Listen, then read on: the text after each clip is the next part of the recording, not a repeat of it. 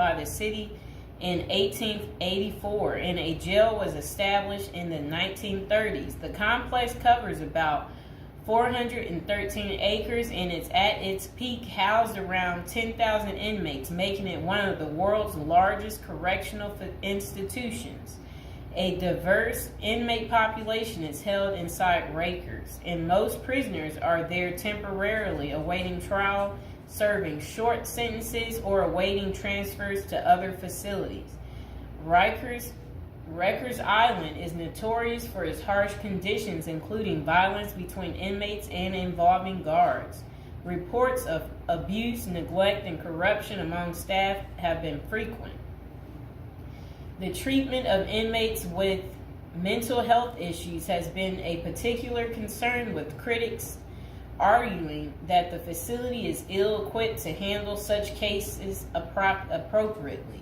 Likewise, the treatment of juvenile inmates is a subject of controversy. There have been calls for more appropriate handling in the facilities for young offenders. Numerous lawsuits and human rights investigations have targeted the conditions at Rikers Island, often focusing on issues like solitary confinement, the use of force by guards, and the prolonged detention of inmates awaiting trial. Now would be a good time to like the video, to subscribe. And are you guys enjoying the prison series? Do you like hearing about all the different prisons, learning with me together? If so, go ahead and comment below. So, when visiting Rikers, journalists and prison reforms discovered temporary holding cells described as covered with rotten food, urine and feces and blood. Inmates were using plastic sheets for blankets and cardboard boxes for beds. Maggots crawled over everything. Up to 26 men were crowded into a single cell where they used plastic bags as toilets. Prisoners kept in holding cells, which should be used for only 24 hours or less, often stayed there for more than a week awaiting transfer. In that time, food and medical services were not routinely provided. Now let's hear that paragraph again, just a small bit of it. So, this was what journalists had noticed when visiting Rikers Island. The prison reformers discovered temporary holding cells described as covered with rotten food, urine, feces, and blood. Inmates were using plastic sheets for blankets and cardboard boxes for beds. Maggots crawled over everything. Up to 26 men were crowded into a single cell where they used plastic bags as toilets. That does not sound good, does it, people? It's disgusting. So over the years, there have been various attempts to reform Rikers Island, focusing on improving conditions, reducing violence, and providing better mental health care. Amid mounting pressure, activists and political leaders have urged the city to close Rikers Island. In 2019, the New York City Council voted to close the jail completely by 2026, intending to replace it with smaller, more modern jails located closer to the city's main courthouse. I hope you guys enjoyed the video. Please like, share, and subscribe. Welcome back to our prison series. Okay, so this is to the assassin out there, the guy that got the healthcare worker. How does a girl get in contact with you? Because you know you got many admirers right now because of how handsome you are. And so this is the guy. I'm getting off track. Welcome back to prison episode number 35. Again, we're talking about a criminal today, a sexy criminal. Okay, do you see this guy right here? All right, I would much rather be going out on a date with him than this guy right here, okay? Yes, that guy right there, he's not as handsome. The guy that assassinated him is so much more handsome. And it would be like if someone is like, if he's asking you, if you happen to bump into the guy that assassinated, you know, the CEO on the street, and he asks you out on a date, or he's like, hey, could I hide at your place? You know what? he's so handsome that you would just be like, okay, So what do we really like about this guy? Look, he's young too. He's young. This guy, he's old and he's deceased, okay? One's alive. That's what we like about that guy. And one's not, okay? And, the deceased stink, if we can be real about this situation. Yes, so one is handsome and one is not handsome. Do we need to waste any time there on why you would like to hang out with the guy that, I'm just saying, I'm pretty normal. I know some of you might be afraid to talk about how attractive the guy is that they're in search of. But, if they capture him, what we have to say is this. At least we will be able to write him letters and, we'll be able to keep track of him. But you have to remember, he's single right now. We know that much because, if he was married, then I can only imagine, his wife would just naturally come forward and be like, that's my husband, So we know he's single. So that's good news for us ladies, okay? But, well, let's not fight over the guy, we hope that they get him, because when they get him, then we'll be able to write him, right? And we imagine that he has so many admirers. So one of these guys is a coward and one is not.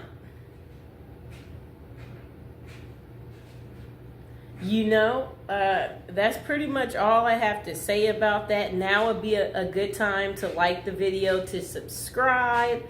Is there anybody else out there who's just secretly admiring this guy right here, and you too want to get in contact with him, and you're just thinking, where are you? We want to see you. You know what I'm saying? So, or is it just me? Am I tripping? Am I the only one who finds him to be handsome?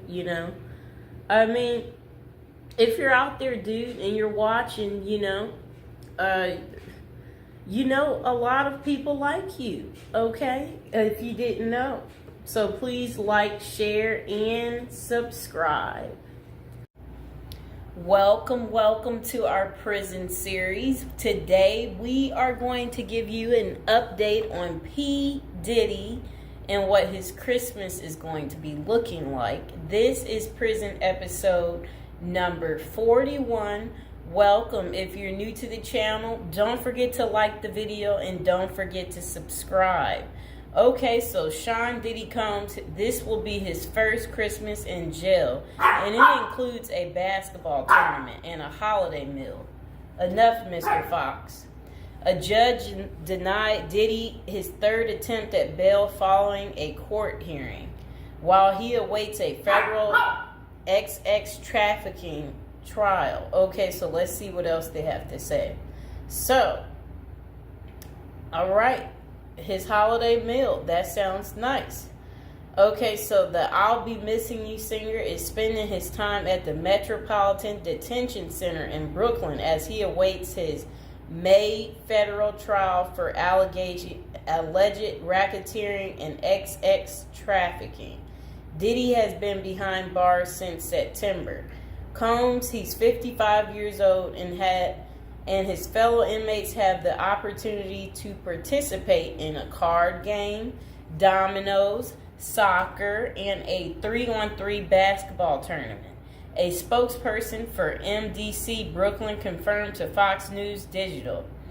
Okay, so Diddy's Thanksgiving meal options in jail include peanut butter and jelly sandwiches after his bail was denied. Okay, so for the holiday meal on Christmas Day, Diddy's menu will feature baked Cornish hen, macaroni and cheese, cranberry sauce, dinner rolls, and a holiday dessert. Just sounds too good, people.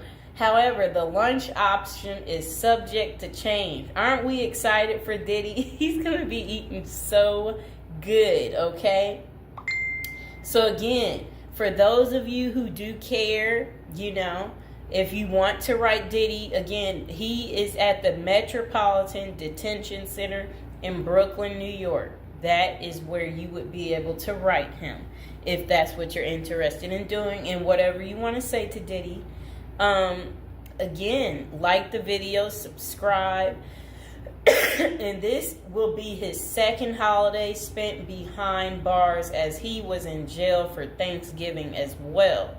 For breakfast, the menu included fruit, cereal, breakfast pastries, and skim milk. Coffee wasn't listed as an option, though it was available earlier that week. So lunch was served as the Thanksgiving meal for Combs and his fellow inmates, with a turkey roast, mashed potatoes and mixed vegetables, cranberry sauce, turkey gravy, dinner rolls, and butter.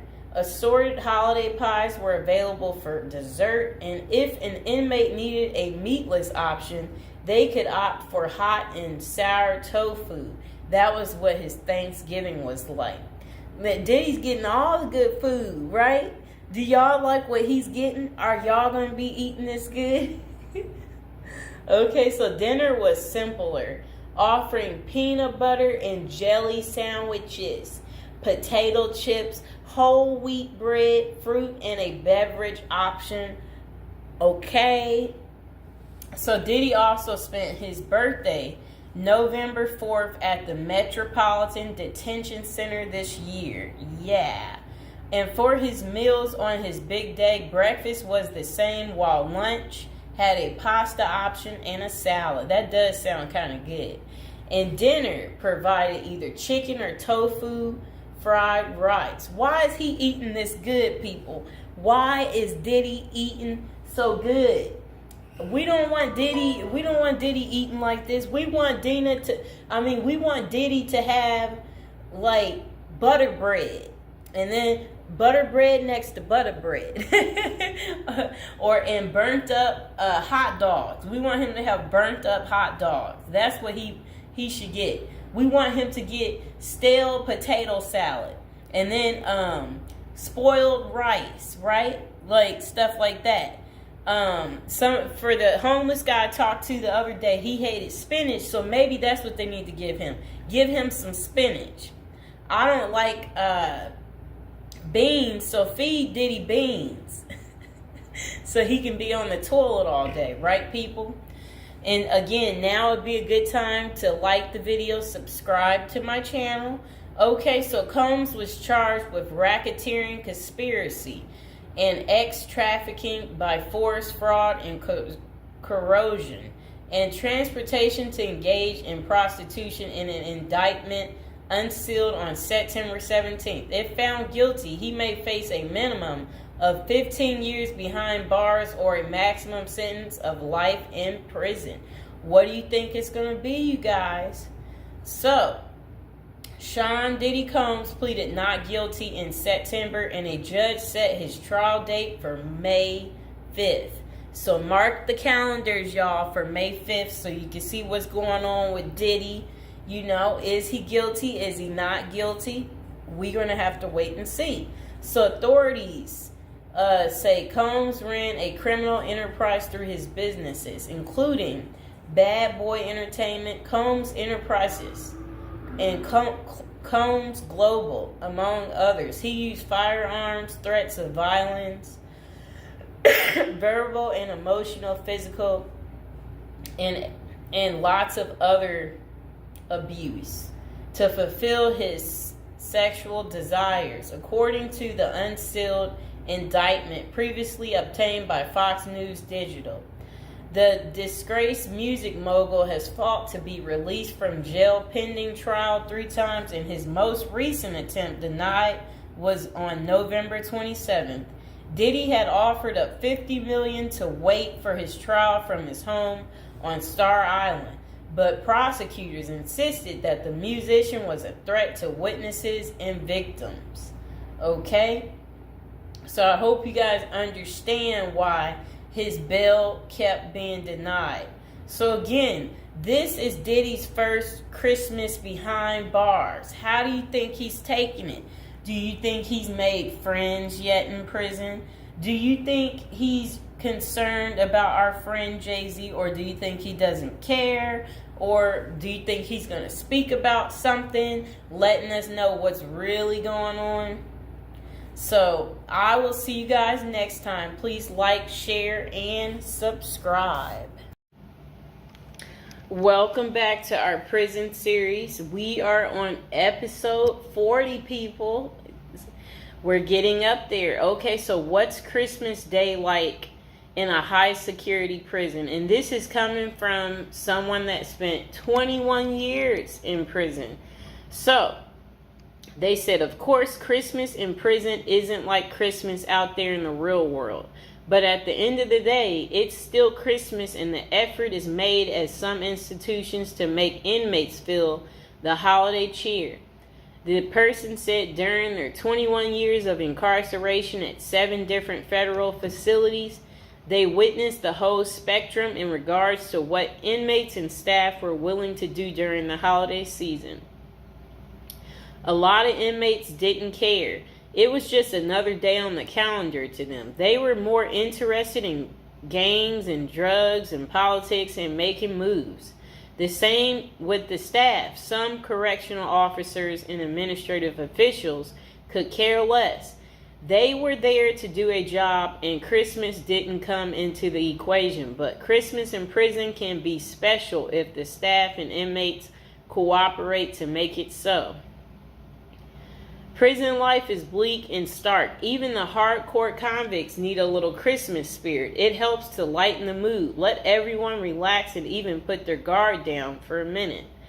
The following is what I experienced at the various institutions I was housed at during Christmas time, and how it differs from the life on the outside. It was never super special, but it helped to break the routine. And okay, so then they said presents. Getting presents in prison is frowned upon.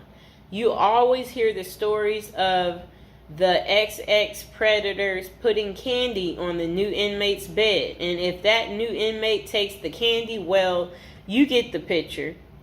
Anytime someone gives you something in prison, it immediately makes your radar go up. Like, what is this dude's angle, or what is he after? That means there is no secret Santa or gift exchange in prison. A secret Santa present on your bunk might mean someone is trying to make a move on you in a way that you might not want. If someone did that to me, I would be out on the tier trying to find out who it was so I could beat them up. And now would be a good time to like the video and to subscribe to the channel. Are any of you out there going to be in prison for Christmas? Or know somebody who's in prison for Christmas? Maybe put some money on their books so they could get some candy. Okay, but saying all that, the staff does give out Christmas bags every year, and that is a big event. It's a big bag of candy with Reese's peanut butter cups, Hershey's chocolate bars, honey buns, grandma's cookies, and much more. Yum. Honey buns, grandma's cookies. Okay, so a nice bag of exclusive items that you don't normally get. As soon as the staff gives out the bags and then unlock the doors, it is a pandemonium on the tiers as the block turns into the New York Stock Exchange. And everyone is bartering their items, trading them off and selling their bags. I've seen prisoners trade cigarettes and drugs for Christmas bags. Everything in prison, even Christmas bags, becomes currency. Wow, people. Okay, so relatives. The only time you see your relatives in prison is out on what prisoners call the dance floor, the visiting room. All bureaus of prison facilities have visited on Christmas and all the other holidays, but the visiting rooms have limited space, and it's not like everyone's relatives are coming to see them. Okay? Only the lucky few in prison get visits on Christmas. For most inmates, the only time they see their relatives at Christmas is when their family members are locked up with them. I had a few visits on Christmas, though. There is usually a tree with presents under it and an inmate photographer so that you can take pictures and document your holiday visit with your family. Deep in the neither world of corruption and violence, the only thing is that if you hit the visiting room at Christmas, then you usually miss the holiday meal. But that's normally cool because on the dance floor, you can get all types of exclusive items out of the vending machines that you don't normally have access to. So it's a double bonus. You see your family and eat good, at least by prison standards. So then this person said, prison life is bleak and stark. Even hardcore convicts need a little Christmas spirit. And then the next person said, dinner. The Christmas meal is big. It's one of the only times of the year where the chow hall actually makes an effort to give you a decent meal. There will be corn, stuffing pie, and big Cornish hen. They fill your tray up to capacity and you are allowed your feast. Isn't that good? But the big feasting comes afterwards as the kitchen workers smuggle everything that isn't chained down back to the units. Later that night after Christmas meal, you can get pecan pies, ice cream, and more Cornish hens back on the unit. Isn't that really good? That sounds beautiful. Now would be a good time to like the video and to subscribe. Comment below if you like me doing this prison series and you want to continue to hear more. Okay. So games. In the game rooms, the prisoners go hard on sports. The NBA games dominate the television at Christmas. Prisoners watch games all day, shuffling off to the phones during commercials to call their loved ones and feel some holiday love. Guys will be betting, drinking prison-made wine that we call hooch, eating their smuggled pecan pies and dreaming of the new year and the time they will get out to enjoy a Christmas in the real world. The recreation department also hosts events like bingo, card, pool, chess, tournaments, and craft activities. They attempt to go the extra mile for the holiday activities and provide a diversion for inmates missing their family and loved ones during Christmas. Okay, so then they said decorations. Wow. It depends on the counselor and case manager from each unit, and sometimes even the warden for the whole compound. But I've been places where the staff will let you decorate the unit and even encourage you to. At the last prison I was at, FCC Forest City in Arkansas, we put up lights, a cardboard Christmas tree, stockings on a cardboard fireplace, and even a cardboard gingerbread house that inmates made for us. Inmates made paper snowflakes and hung them from the ceilings. Put cutout stars, crosses, and Santa Claus on the walls. It was rather festive unit. My bunkie even made a little cardboard Christmas tree that he put on his locker. He painted it and rigged it up a light. At the top, that looked like a star that shined in our cell brightly every night for my last Christmas in prison. It wasn't that bad. And now would be a good time to like the video and to subscribe. That is how Christmas is on prison day. Did you guys like hearing about the story time of what Christmas is like in a high security prison? If so, comment below and I will see you guys.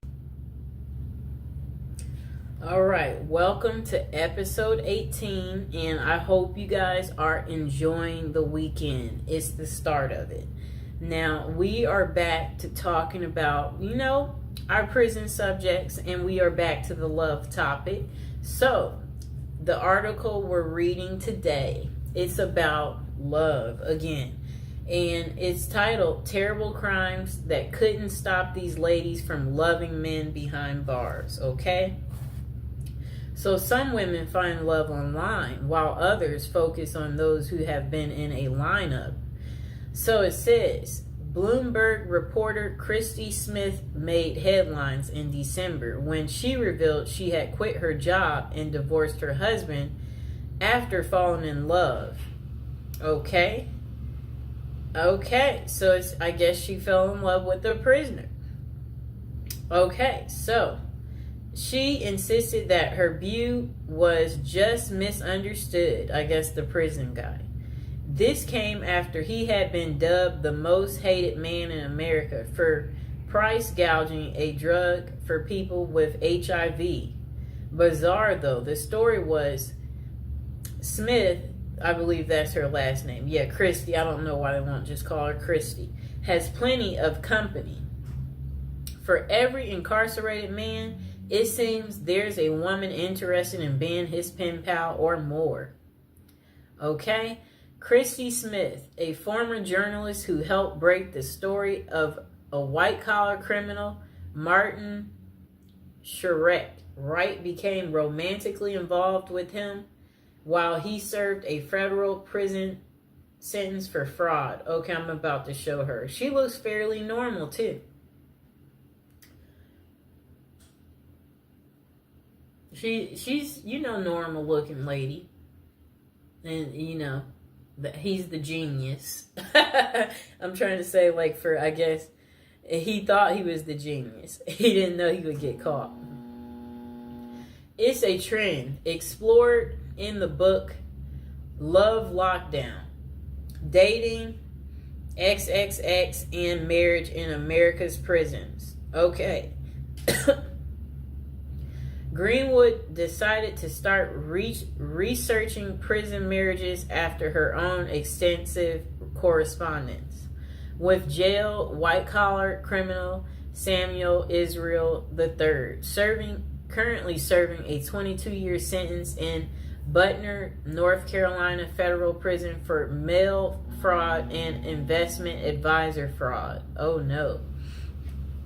Some of this, it does make you wonder, how do these people get into committing these crimes? Or what? How does it start?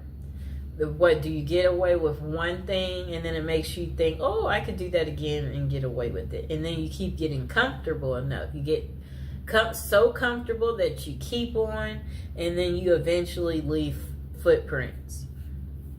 Okay, so this guy, I guess his name is Israel, it said he had faked his death by staging a suicidal plunge off the Bear Mountain Bridge in upstate New York in June 2008. He turned himself in to the feds 3 weeks later, and Greenwood reached out to him whilst researching her first book, Playing Dead, about people who fake their own deaths or disappearances.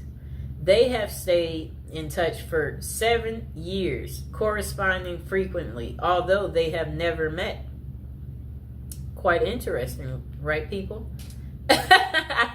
I think we know people like this, where you're online friends, and for whatever reason, y'all stay in touch. I don't know what that's about, why people want to do that. Because it's I don't want to do it, so I don't know why people want to do it. Okay. Throughout the half dozen years I've known Sam, he has gone from my subject to my stalker to my friend, she writes, nodding that the correspondence helped her understand the laser-like attention an inmate with little to do can lavish on a lady. For her latest book, Greenwood followed the lives of 5 couples who met while one of them was incarcerated. Okay. I don't know what that means. I'm just trying to say, whatever they wrote was very confusing. What came next? So, to prison wives who have long histories with their men, MWI. Okay? Women are seen as pathetic losers, or worse yet, prison groupies. Let's just label them a prison groupie. But what she found were relationships that were at times romantic, messy, complicated, and sometimes heartbreaking. In other words, not too unlike those in the real world. One couple includes Joe, an ex-Army medic who had worked as a prison guard at a Kansas City jail, and Benny Reed, who was serving a 10-year sentence in the maximum security Oregon State Penitentiary for the attempted murder of his then girlfriend. It shows Joe and Benny Reed, who met on a prison pen pal site on their wedding day, and they are kissing. I'm going to show the picture. That's her prison boo. You see that? How romantic. The pair met on a prison pen pal site. Joe knew the stigma of associating with a felon, but it didn't deter her. In recovery herself from an addiction to pain pills, Joe credited Benny with making me the best possible version of myself. I think these women tend to be very nurturing. They have a sense of wanting to be cared for, wanting to be caring for someone else, and men in prison, for obvious reasons, are quite needy. The pair even got married at the prison. He saved up from his $1.81 an hour prison call center job to buy her a ring off Etsy. How sweet. But the relationship ended abruptly when Benny found other companions online. Are you kidding me? He still left her while in prison. That's crazy. It says, yeah, that's crazy. Oh my gosh. Wow.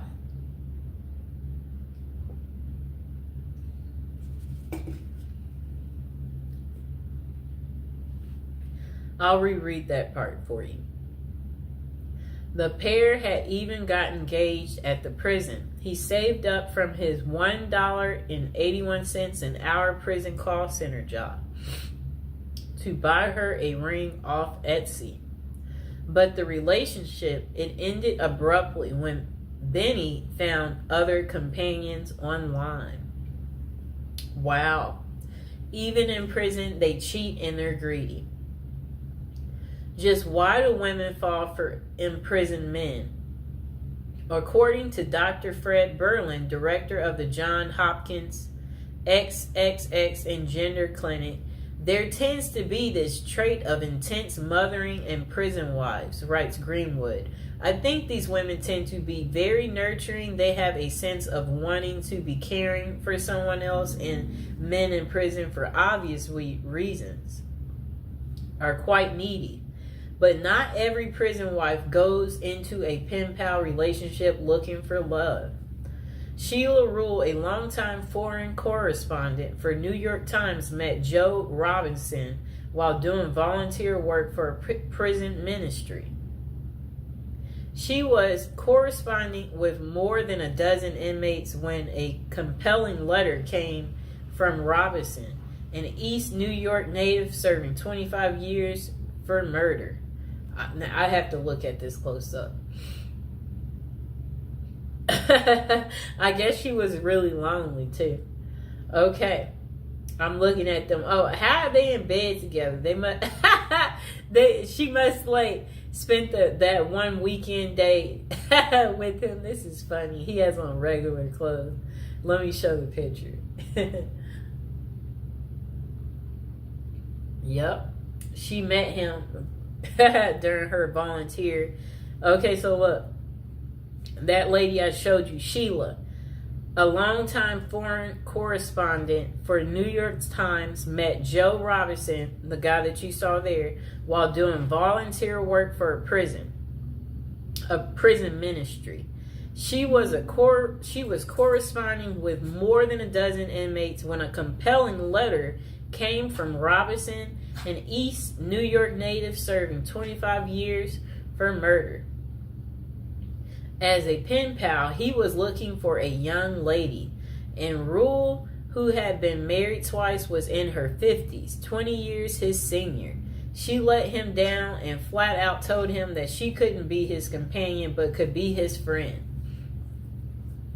For a year, the two exchanged letters that were deeply vulnerable but very flirtatious. In 2003, he convinced her to visit him in person, where the relationship switched from friendship to romance. And they wed in 2005. That's 2 years later after he convinced her to visit him. They've now been married 15 years, 12 of which Robinson was in prison. She says the marriage is happy and familiar like an old shoe. That's so funny. Like, it's like a shoe.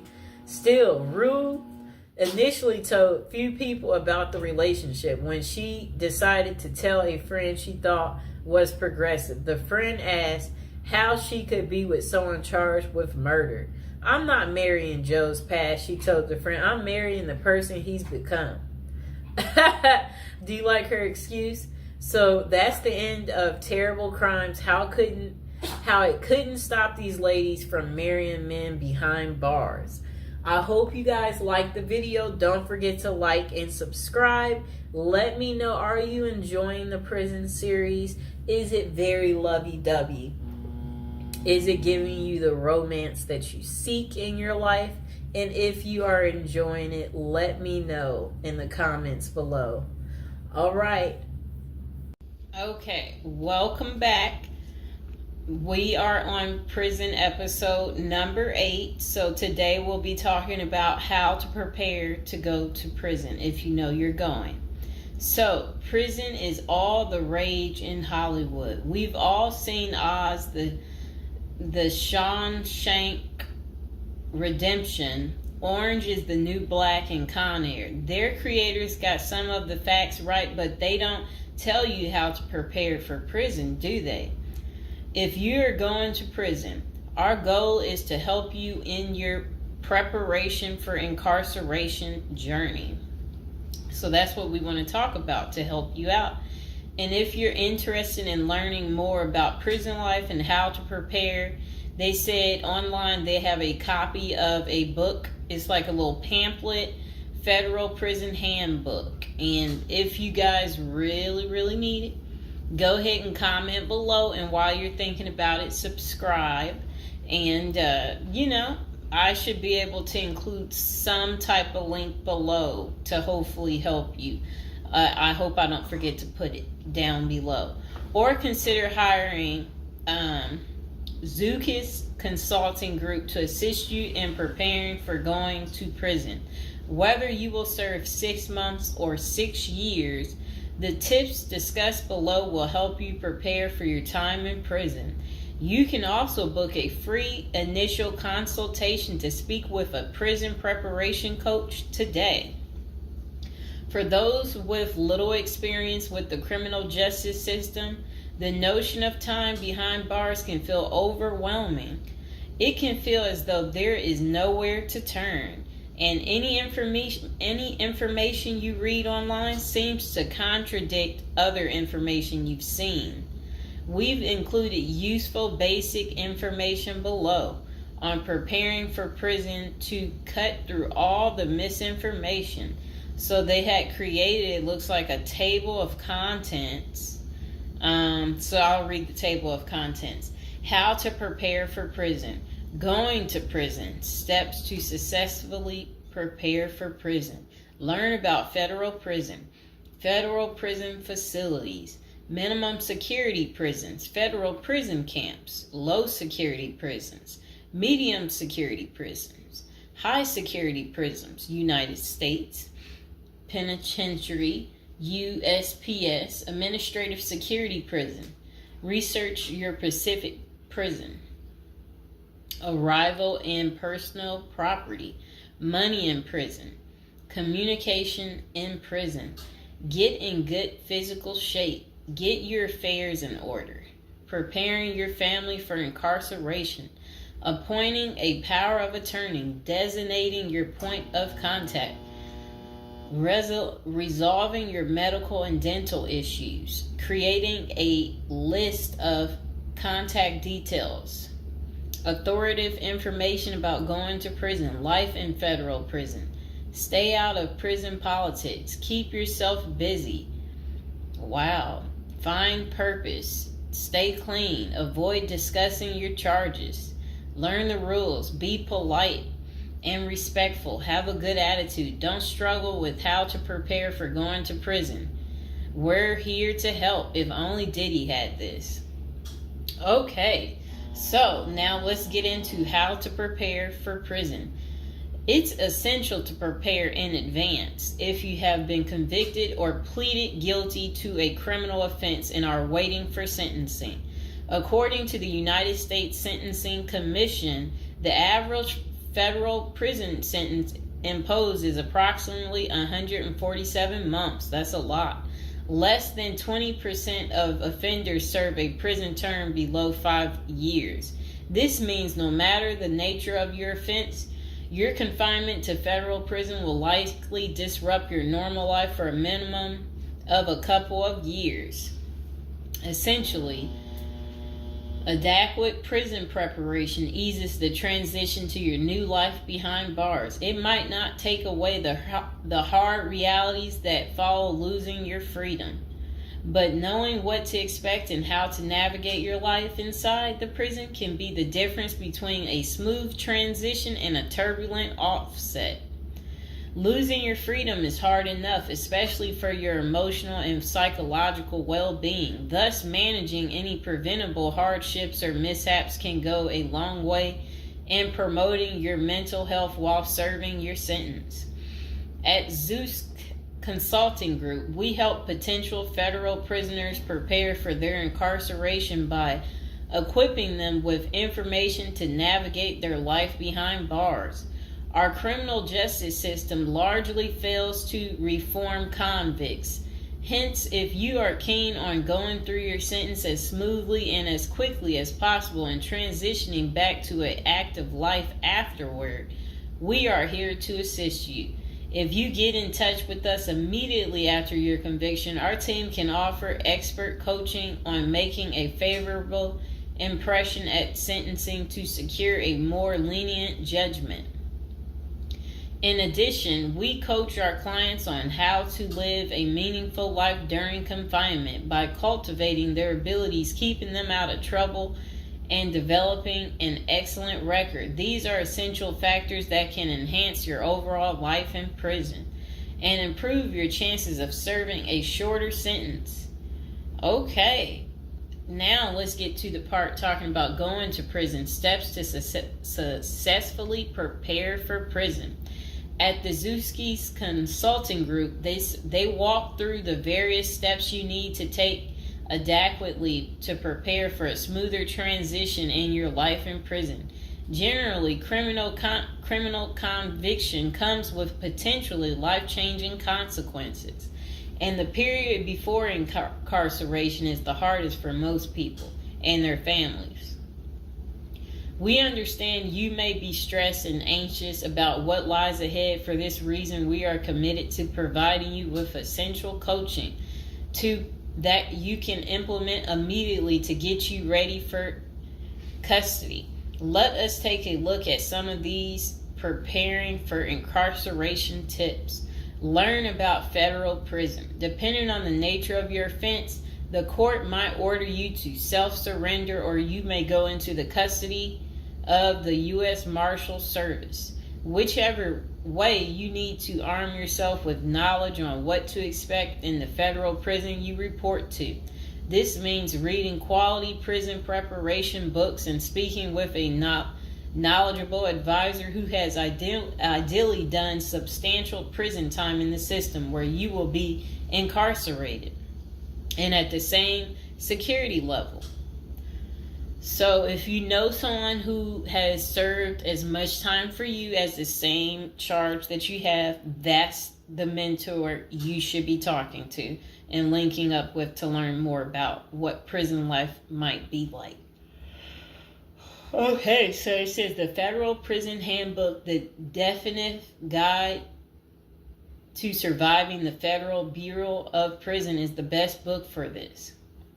We tell it like it is and do not offer false promises to scare you into opening up your checkbooks. Take this step seriously. You must build an informational foundation to make good decisions in prison. Federal prison facilities. There are over 100 federal prisons across the nation, and they operate at 5 different security levels: minimum, low, medium, high, and administrative.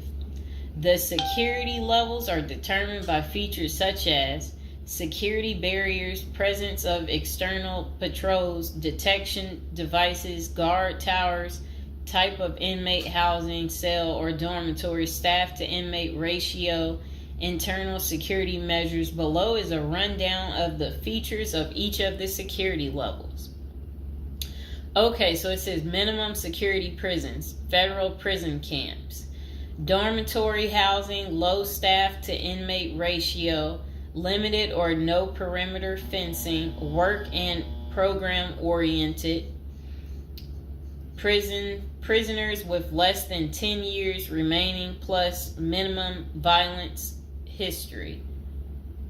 Okay, so that was for minimum security prisons, which is federal prison camps. Okay, so low security prisons mostly is dormitory or cubicle housing, higher staff to inmate ratio compared to minimum security prisons, double fence perimeter, strong work and program offerings. Prisoners with less than 20 years is what low security consists of. Medium security prisons, mostly cell type housing, higher staff to inmate ratio compared to low security facilities, strengthened perimeters, wide variety of work programs, greater internal controls, all types of prisoners but with less than 30 years remaining on their sentencing. So the minimum is for, again, people who didn't commit the worst of the worst. And then low security, same thing, less than 20 years. Well, they're not the same thing, but and then medium means like you're gonna be there a while, but you'll be there less than 30 years. Okay. High security, okay, is United States Penitentiary, USPS, single and multiple occupant cell housing. Highest staff to inmate ratio, highly secure perimeters, close control of inmate movement, all types of prisoners, but sex offenders and informants are highly likely to be victimized. Administrative security prisons. Administrative security federal prisons have special missions. For example, pretrial offender detention, treatment of seriously or chronically ill offenders, confinement of escape-prone, violent, or extremely dangerous inmates. So that's administrative security prisons.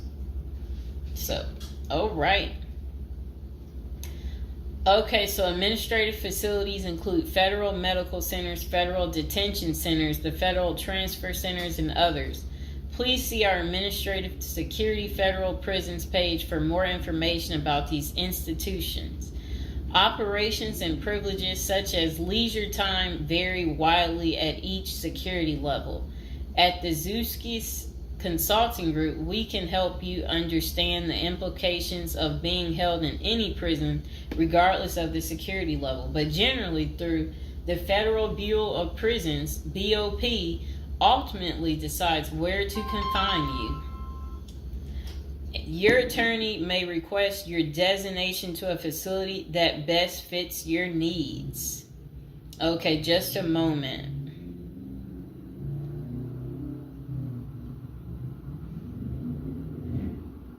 I'm trying to figure out how do I'm going to this. Let's see.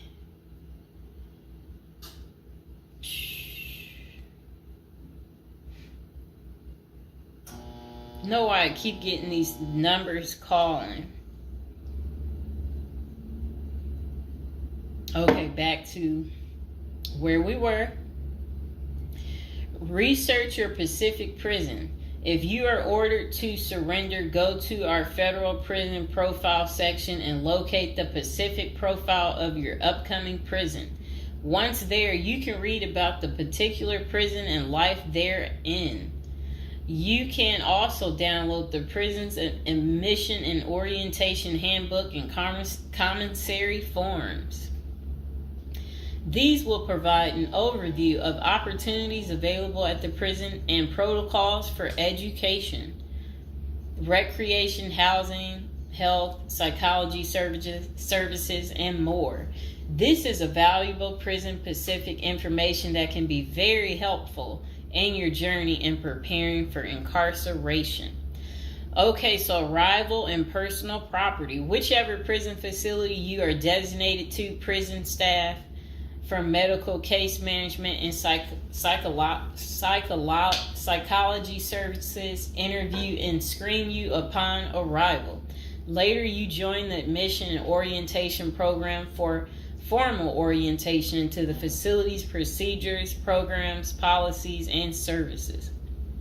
Moreover, BOP restricts the personal property you can take when entering the prison or retain during your stay. Criminal defendants who self-surrender to their institution may keep the following items: plain wedding band, plain earrings for females, legal documents, orthopedic or medical devices, approved religious items, prescription glasses.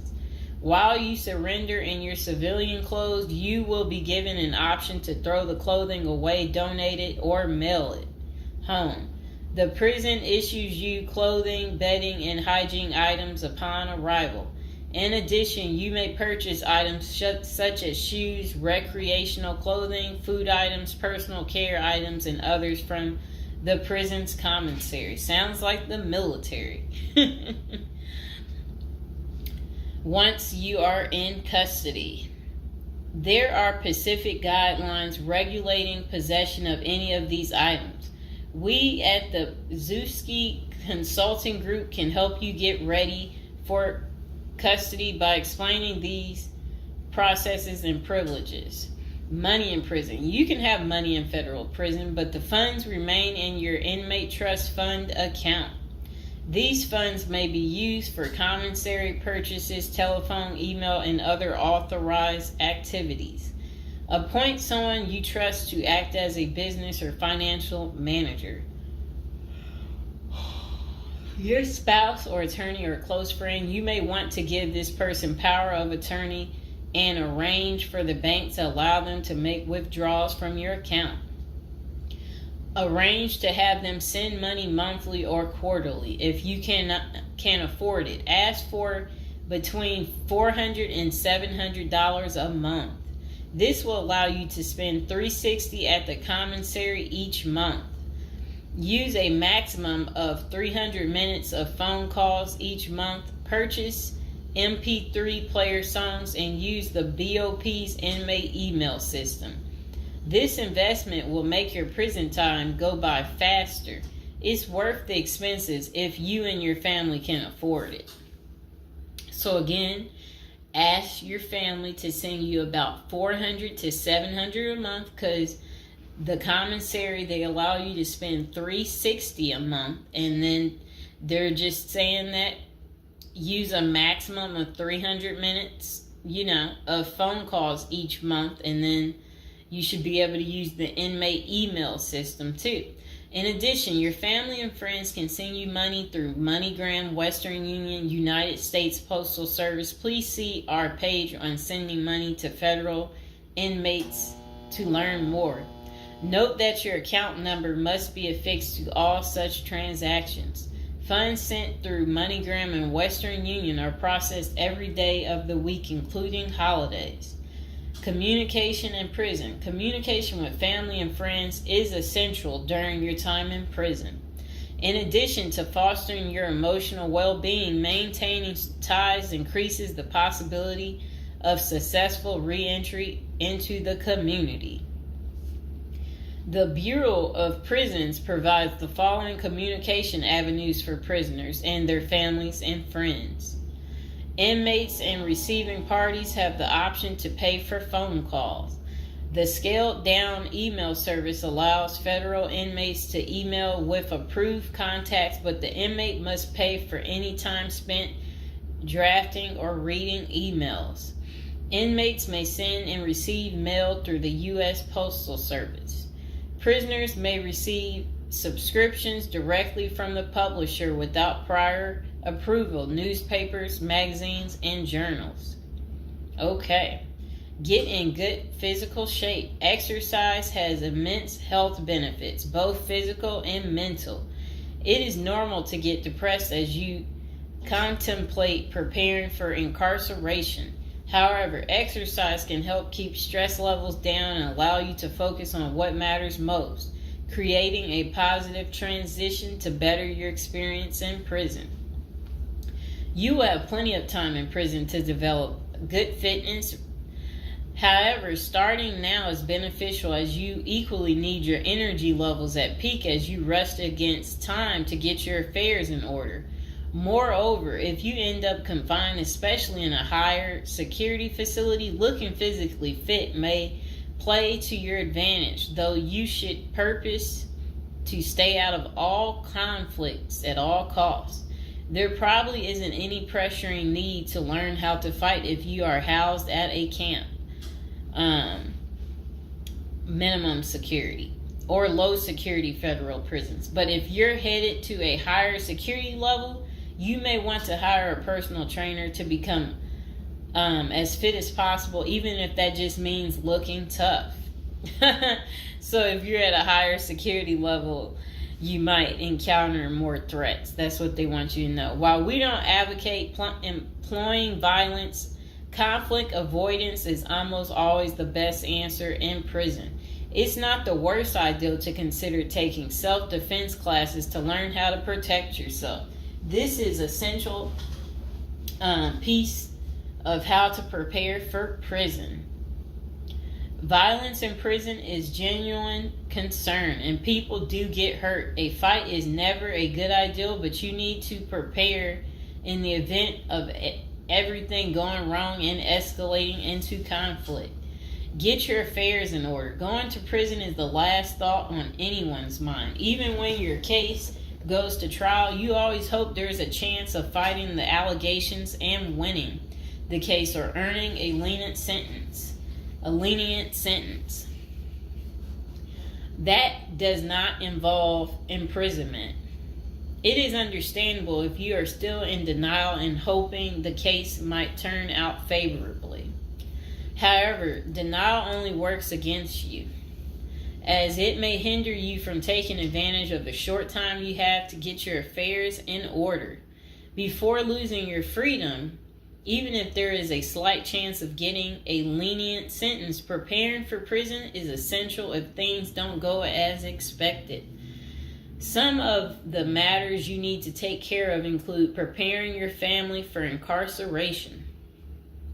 Your family will be devastated by the idea of you being locked up and the potential dangers it might subject you to.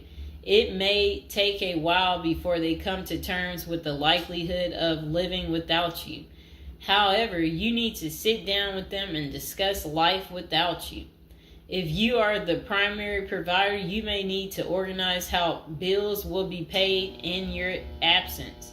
This may even mean working at downsizing the family's lifestyle if there are not enough funds to maintain the same lifestyle. If you live alone, you need to make arrangements for your property so that debts do not accrue in your absence. If you have young children, they may not understand the long-term implications of your absence at the moment, but it will soon affect them, so you need to plan the best way to help them cope. Consulting a psychologist is vital, as they can suggest ways to help both you and your family cope in the short and long term. Lastly, it would be best to inform your family that they can reach you either through email or written correspondence. They should also expect you to call them regularly or through video visits whenever possible. While preparing for incarceration is critical, maintaining family contact while you are away is equally as important. Okay, next is about appointing a power of attorney. Generally, a power of attorney grants another person the ability to control your affairs in your absence.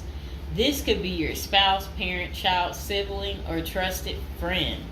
If you appoint someone other than your spouse, you could grant the power to two people who should consult each other before making any decisions about your affairs.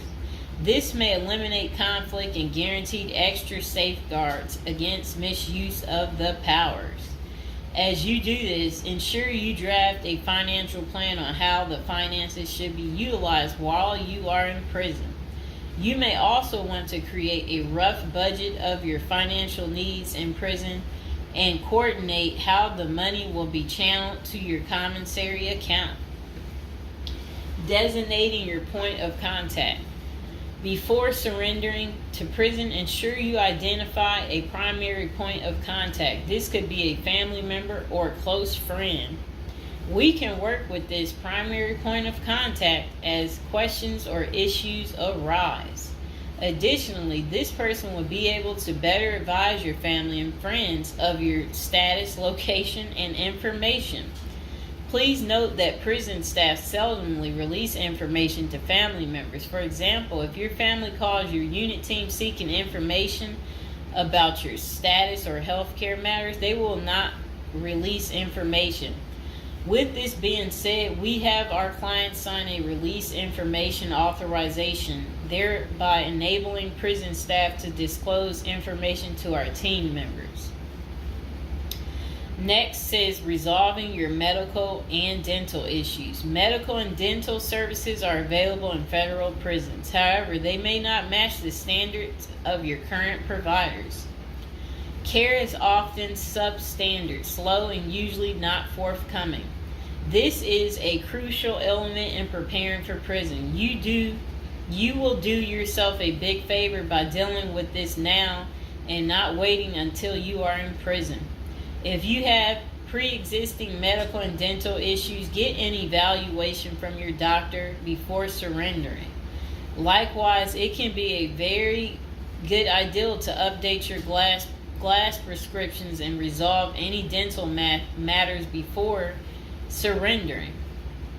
It can also be helpful to obtain complete copy of your medical records from your doctor. If you take any prescription medications, ask your doctor to draft a letter explaining what the medications are, and what underlying conditions they treat.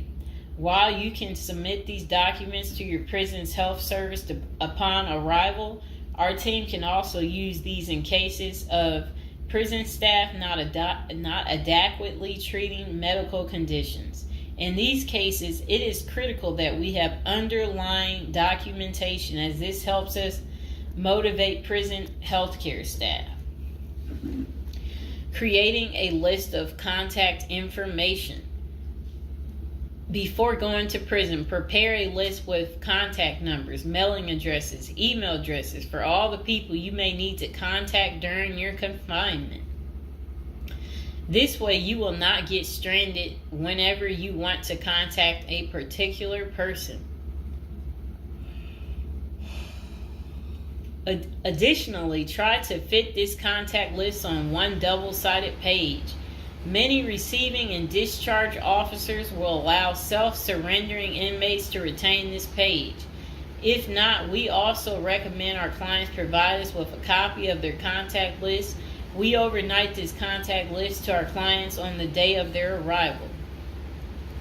Authoritative information about going to prison. In the past, people used to go to prison utterly oblivious of what lays ahead and would endure untold hardships before they adjusted to their new life. This is not the case today. There are dozens of books, guides, and other programs that help defendants prepare for their life behind bars. While we cannot attest to other firms, books, or products, our team regularly assists clients preparing for prison. Here are a few of our book offerings: Prison Education Guide, Federal Prison Handbook, Directory of Federal Prisons. While waiting for your sentencing or self-surrender date, ensure you gather as much information as possible to enlighten yourself. Most prison preparation resources are written or produced by ex-convicts who have served long sentences in federal prisons, or experts who have worked closely with the inmates and are familiar with the criminal justice system. Researching widely and reading available credit resources can be an eye-opener, enabling you to adjust to your new life quicker. Aside from reading prison preparation books and guides, you may also seek out prison consultants to answer your questions and provide insights on the ins and outs of prison. For instance, at Zeus Consulting Group, we help criminal defendants develop strategies to prepare for prison and successfully reintegrate into society. Our objective is to help you develop an informational foundation to make good decisions once in custody. Life in federal prison. Before commencing your federal prison sentence, you need to know how to prepare for federal prison with a survival guide and tricks. Assuming you have gathered as much information as possible about what your life in prison will be like, here are some tips to enhance your experience. Stay out of prison politics. You do not have the liberty to choose your neighbors in prison. You meet people from different backgrounds, some possessing extreme opposite personalities, ideologies, and outlooks on life. Despite the sharp differences, you may have to share the same facility for years. In ideal circumstances, people should embrace diversity, but not so in prison. Conflict of interest and prison politics are the order of the day. However, it helps by maintaining a low profile throughout your stay. Otherwise, if you indulge in politics and things turn ugly, it may compromise your chances of coming out unscathed. Keep yourself busy. Federal prisons require medically able inmates to work. As soon as you arrive, ensure you find a job that you will enjoy. If you don't obtain a job on your own, prison officials will assign you a work detail.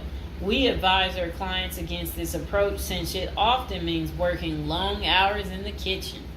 Some examples of the positions you may want to consider include plumber, inmate orderly, food service, warehouse, groundskeeper, painters. While some of these prison jobs require long hours, others are no-show jobs where you sign your name on a sheet and leave. While federal prisoners are paid for their work, wages tend to be meager. For example, federal prisoners typically earn 12 cents and 40 cents per hour. These funds are deposited into your commissary account, which you use to buy personal items. I'll repeat that again. Oh, sit down, Mr. Fox. Sit down. Sit down, baby. Prisoners typically earn 12 cents and 14 cents per hour. Okay. Okay, that's crazy. So when in prison, find purpose. A period of incarceration equals a lot of available time on your hands, which can be positive or negative. It's your choice. Many positive activities in prison can help you find purpose in life, even help you improve your circumstances upon arriving. College correspondence courses, writing, exercising, and teaching in the prisoner's education department are just some examples of many activities you can become involved in, which will give you purpose. This purpose will help carry you through your sentencing. Okay. Pursuing a purpose during your time in prison can make your stay more meaningful and manageable. For example, you can learn a new trade, write a book, discover philosophy, find spirituality, or purchase other professions. Likewise, we help many of our clients further their education behind bars. Whether you are interested in college or career-based studies, our team can help. Okay. In addition to keeping yourself busy and avoiding falling into a depressive state, finding purpose behind bars may equip you with relevant skills for successful re-entry into the community upon your release. This is critical. If you work, you are prepared for a period of incarceration.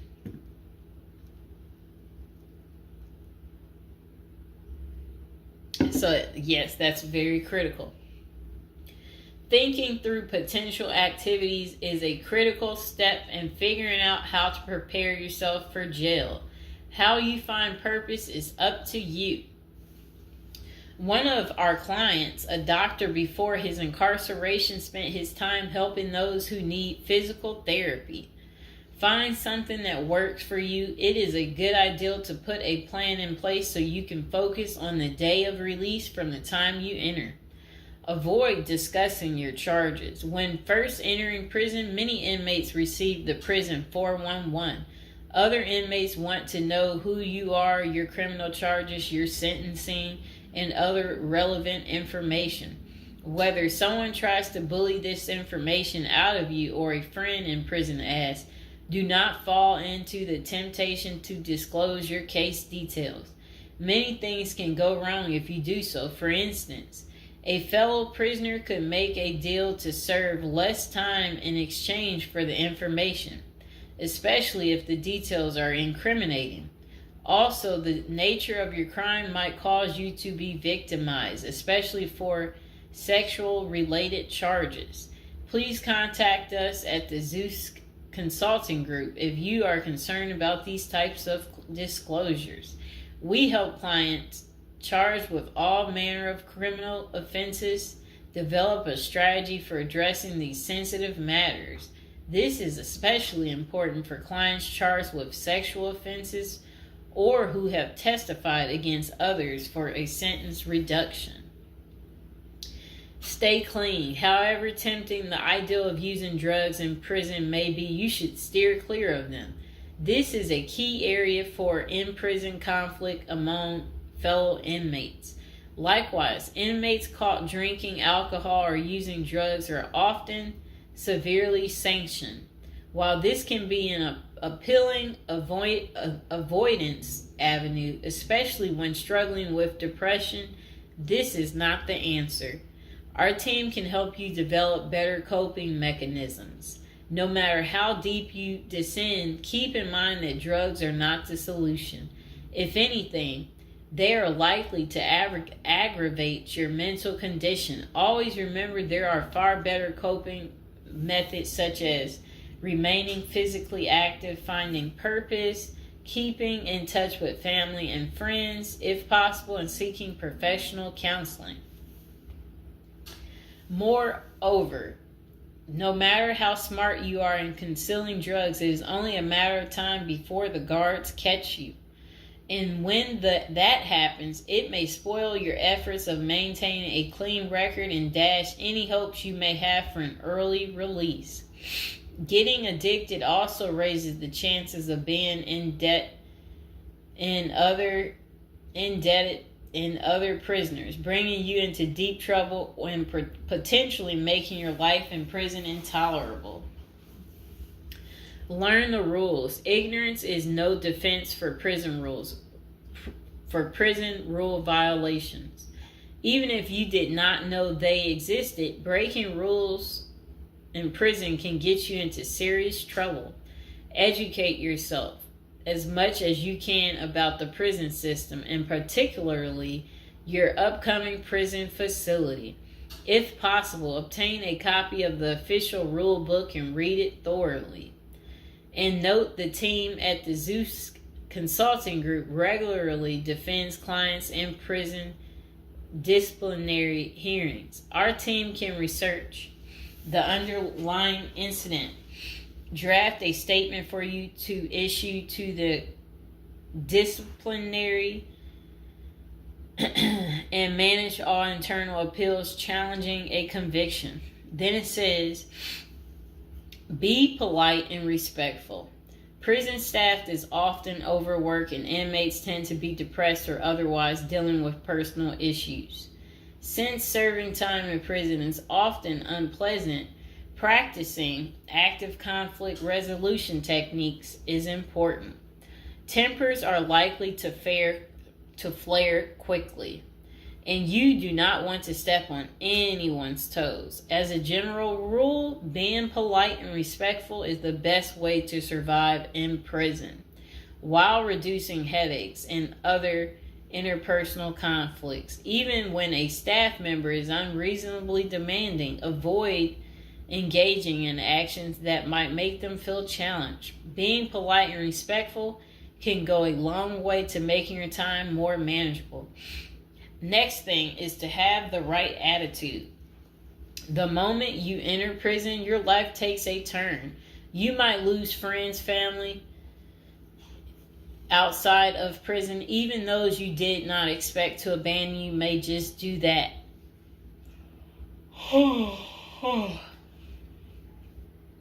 You are pretty much on your own inside prison. Other inmates may try to take advantage of you. Going to the guards for help is often a bad idea, and that can have serious repercussions. With such a gloomy situation, you need to polish up your attitude and prepare for incarceration. Having the right attitude can help you surmount the prison reality and build something positive out of the situation. The team at Zeus Consulting Group can help you prepare for the experience to come and plan for the unexpected. Prison time doesn't mean a death sentence, quite opposite. It says, if you lost your license because of a criminal conviction, they can help you launch a new career. Okay. So they're just saying basically, there's no reason you can't leave prison without a degree or a better prospect for the future. Don't struggle with how to prepare for prison. It says that use the Zeus Consulting Group and let them help you. Okay, because they're basically saying prison is never easy. They said they know what awaits you in prison and the tactics you can employ to have a smoother life behind bars. Going to jail or prison is never easy, but with directed effort, you can lead a productive life during this experience and after. Okay, so that is pretty much how you prepare if you are going to prison. If you've watched this far, type in the comments below this far, and I hope you enjoyed the video. Please like, share, and subscribe. Welcome to episode 2, back on our Prison is a Retirement Plan for Seniors. And today we're going to be talking about people using prison as a retirement plan in Japan, of all places. Okay, let's get to it. So they said seniors in Japan are having to steal just to cover basic expenses, but it's all part of their plan. You see, the sentence for their crime sends them to a place where they find a sense of community, receive free room and board, and have a caregiver 24/7. It's good to watch other countries who are older or more in depth to see what will happen to us. Well, 27.3% of Japan's citizens are 65 or older, practically twice that in the U.S., and these seniors are breaking into prison just to survive. Will Americans retirees be forced to do the same? Not if they start planning now with a financial professional. Here's a look at Japan's rampant retiree crime spree. So they said an article in Straits Times is titled "Rising and Old Jailbirds Turn Japan Prisons into Retirement Villages." It points out that a record 47,632 people in Japan aged 65 or over were arrested in 2015. Over 70% were caught for petty crimes such as shoplifting. When retirees have to steal just to survive, it's clear that their plan didn't include saving enough money to cover basic living expenses. What's worse is that Japan's elderly inmates are rehabilitated, kicked back into society, and stuck in the same boat they were before. They haven't gotten any younger and they still don't have enough income. So do they get a job and start saving for their slow go years? No, they steal a bunch of bananas for breakfast and get thrown right back into the slammer. About 70% of all current inmates aged 65 or older are repeat offenders. Why do these seniors live this type of retirement? Well, besides the fact that they did not plan successfully, their retirement strategy didn't include any plan for long-term care either. But prisons did. A roof over their head, 3 meals a day, no utility bills, and free unlimited health care are all provided. A research firm coined Japanese prison state-sponsored retirement villages, and one of prisons' demographics includes a 50.6 age average, with the oldest being 88 years old. That same prison was recently refurbished to accommodate their demographic, including 500 private well-lit cells, each with its own desk, chair, and well-lit cells, each with its... Oh, okay. They said also comes with a wooden bed and television set. Steps in the public areas are even upgraded with ramps and handrails. Does that sound like a prison to you, or is it closer to the retirement home where individuals visit the grandparents? By 2025, 1 in 3 citizens of Japan will be age 65 or older, and 1 in 5 will be 75 or older. 2025 isn't that far away, and the U.S. demographics isn't getting any younger. Medicaid and Medicare are drastically underfunded and facing problems similar to Social Security still. Prison is better than no plan, and a ward of the state doesn't have to live on the street and steal bread.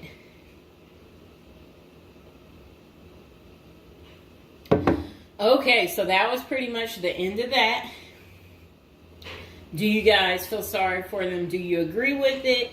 Is this still your plan, your retirement plan, since you didn't plan? Or is it your backup plan? Is your plan A, plan B, plan C? Well, we will do another video about this coming up. Just be patient and we will get to it, and we will find